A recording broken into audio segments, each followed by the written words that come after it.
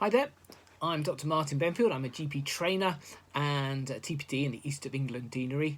In this video, we're going to look at the management explanation stage of the consultation as a summary, looking at different aspects, and I'm then going to be putting on more videos looking at each of these aspects in a lot more detail.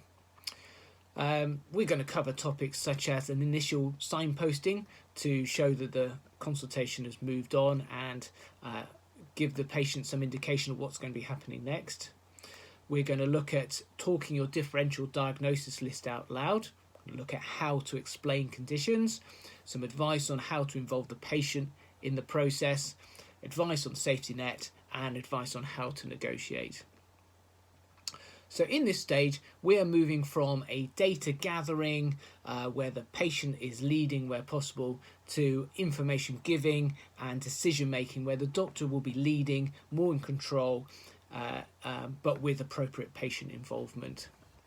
So I'm going to focus on consultation skills, but obviously it's vital that you come up with the right differential diagnosis list, you arrange appropriate tests, and you provide evidence-based management options. The first step in this process is a signposting exercise. You need to make it clear that the consultation has now moved on. And you would do that with a change of body language and tone of voice, and then give a signposting that of the things to happen that's going to happen next, a bit like headlines of a news program. So simple sort of standard consultation, you might do something like, right, okay, so what I would like to do now is to talk through possible causes for your symptoms that you have. We can look at some tests that I think we might need to do to look into this further, and we can look at some treatment options that we have available. There's almost always more than one possible cause for any presentation, and you need to describe your thinking for that out loud. The aim here is the patient understands how you made the decisions that you did. It does take practice, and it might feel awkward when you first try it, but the more you do it, the better you'll get, as long as you reflect on how it went and try and adapt and improve. The more transparent your questions are during the data gathering, the easier this will be, because if the patient understood why you were asking questions, they'll be coming with you on this journey, and it'll be less of a surprise when you start describing your thoughts. The balance with looking at the differential diagnosis list is describing the uncertainty with confidence so that you retain the trust of the patient.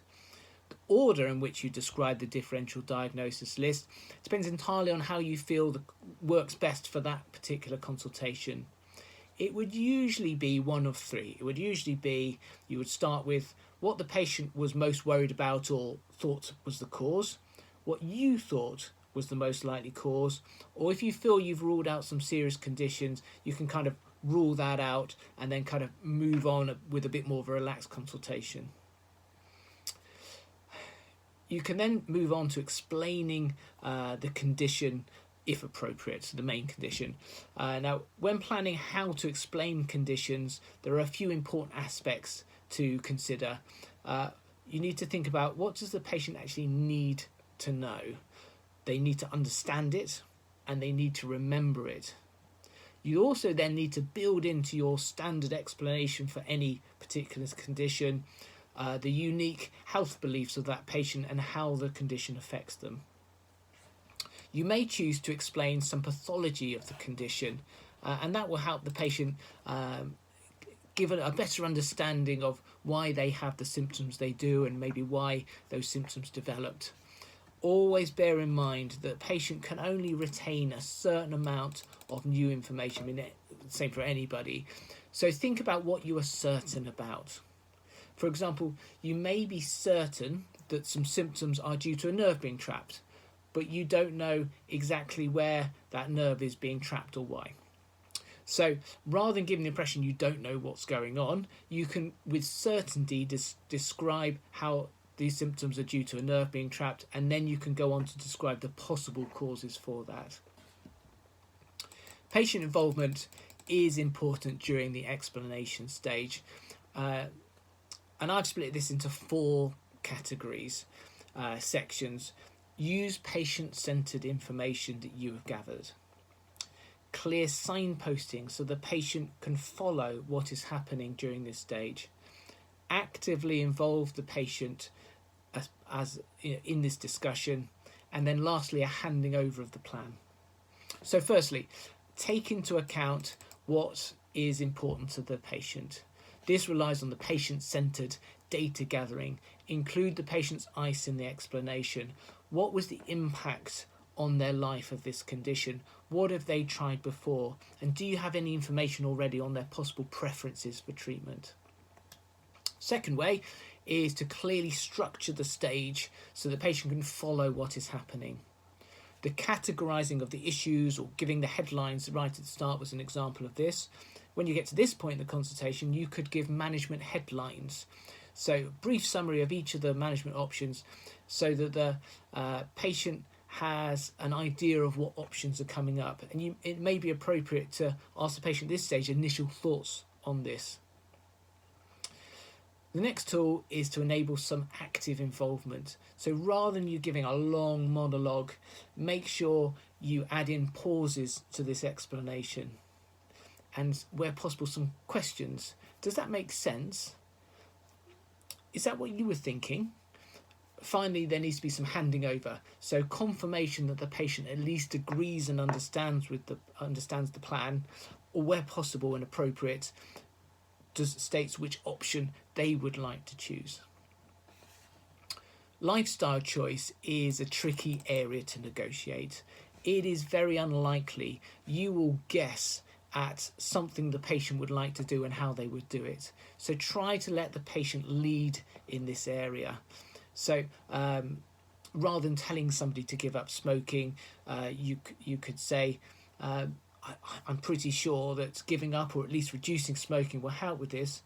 What are your current thoughts about giving up smoking? Is there anything I can do to help with this? The follow-up plan needs to be clarified, and this is a really good point to show that you care. I will call you when. Please let me know if. I would like to see you in. We can then move on to the safety net. There should never be new symptoms here. And if you were transparent when you were asking the questions in the data gathering, and you explained your differential diagnosis list out loud, this should just be a reminder to the patient rather than new information.